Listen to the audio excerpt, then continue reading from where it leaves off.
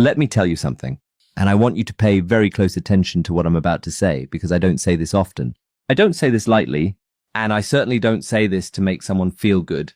I say it because it is the absolute, undeniable, stone-cold truth. What just happened on this stage, what Michael Pangilinan just did in front of millions of people watching from living rooms in Los Angeles and Manila, from apartments in New York and houses in Cebu, from anywhere on this earth where a television is turned on and a heart is still beating, that was not just a performance. That was not just a song. That was a moment. A real, genuine, spine-tingling, tear-inducing, breath-stealing moment.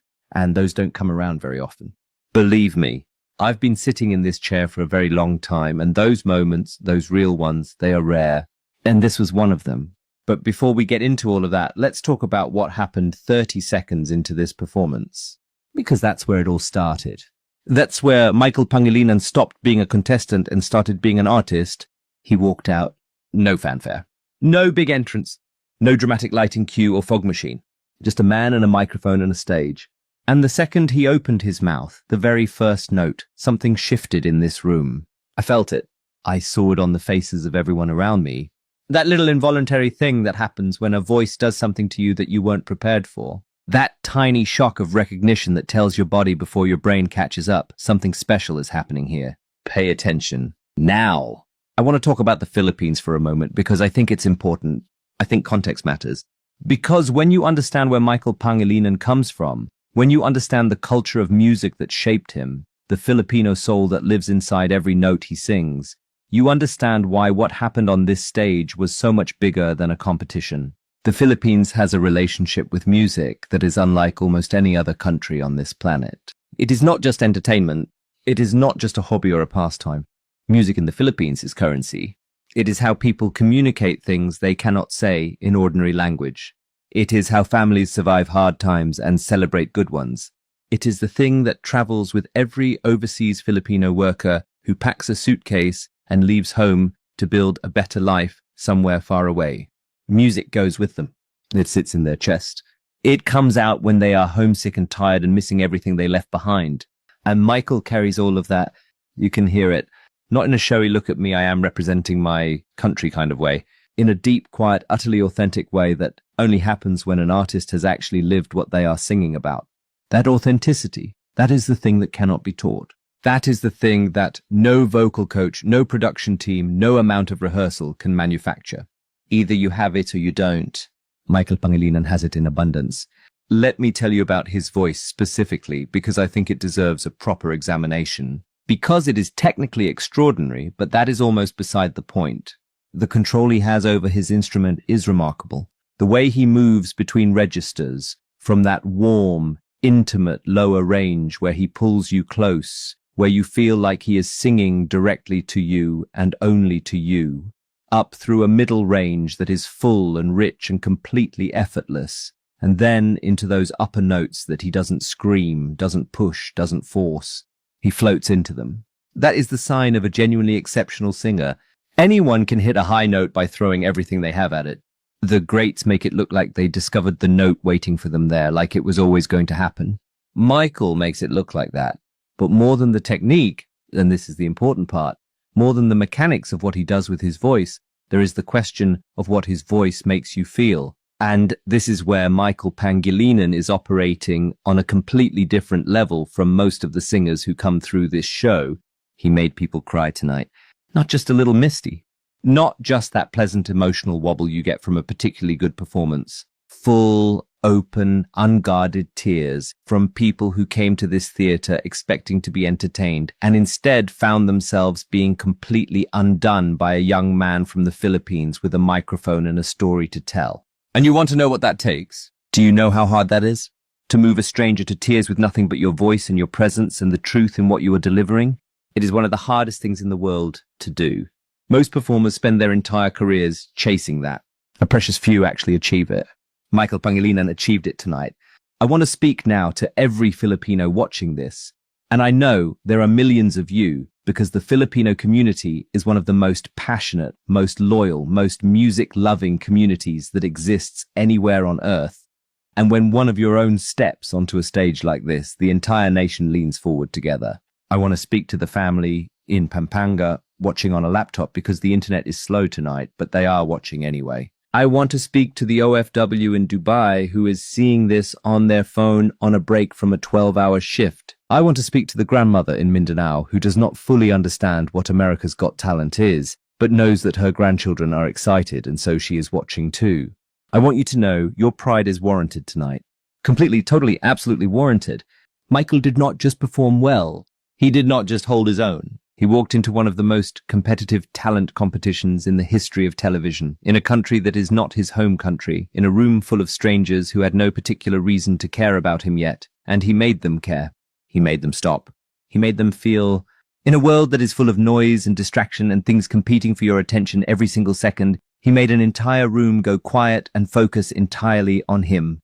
That is power. That is artistry. That is what we are always looking for on this show and almost never find. Now, I want to be honest because I am always honest. And I think honesty is actually the greatest form of respect you can show someone who is serious about their craft. When Michael first walked out, before he sang a single note, there was a moment, and I will admit this freely, where I was not sure what I was about to get. He has a kind of quiet energy. He is not the performer who comes out and commands the room with sheer force of personality before they have even opened their mouths. He is not that type. He is the other type. The type who makes you lean in. The type who creates intimacy instead of demanding attention. And that type, when they are real, when they have the goods to back it up, is actually more powerful. Because you earned my attention, Michael. You did not demand it. And that makes me far less likely to give it back. The song choice. Let's talk about that, because this is also where I want to give credit, where credit is very much due. Choosing the right song for your voice, for this moment, for this audience, that is a skill. That is intelligence. That is not something that happens by accident. The wrong song tonight would have been a disaster. A song that was too big, too complicated, too showy, would have exposed the performer rather than revealed them. A song that was too small would have made the whole thing forgettable. Michael chose something that fit him like it was written for him. And the way he inhabited it, the way he lived inside that song rather than just executing it, was the difference between a singer and a storyteller, between someone who can sing and someone who has something to say. And that brings me to the performance itself, the full arc of it. Because the thing that people who are not in this industry do not always understand is that a great vocal performance is not just about the moments of highest intensity. It is not just about the big note at the end, though that big note at the end was, I will say this plainly, sensational. The control, the emotion, the way he held it and then released it, it was a masterclass. But before you get to the mountain, you have to build it. And Michael built that performance from the ground up with the patience and the craft of someone who understands that an audience needs to be taken on a journey. You cannot just take them to the destination. You have to walk with them. You have to let them feel the ground under their feet. You have to let them think for just a moment that they know where they are going, and then take them somewhere they didn't expect to arrive. He did that tonight with precision, with heart, with that rare quality that the greatest performers all have in common, an apparent complete unawareness of their own greatness in the moment. Like it is just flowing out of them, like they cannot help it, like the music is using them rather than the other way around. I've seen a lot of extraordinary performances in my career. I've seen legends perform. I've sat in rooms where history was being made and could feel it in the air. And I can tell you that what makes those moments different is exactly what I saw tonight. It is not perfection. Perfection is actually quite boring, if I am being completely honest. The voice that is technically flawless but emotionally empty will never move me. It is the imperfect thing, and the thing that reaches for something just beyond its grasp and then somehow gets there, that breaks you open.